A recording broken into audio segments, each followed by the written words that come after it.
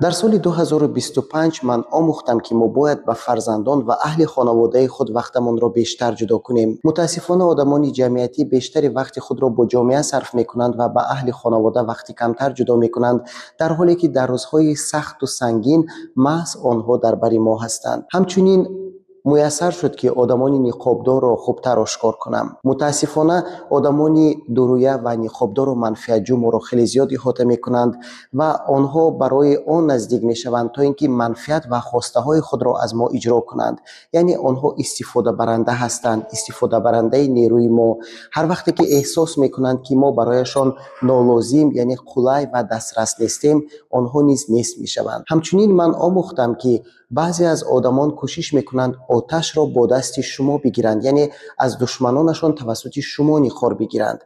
از این رو احتیاط بودن را هم امسال آموختم.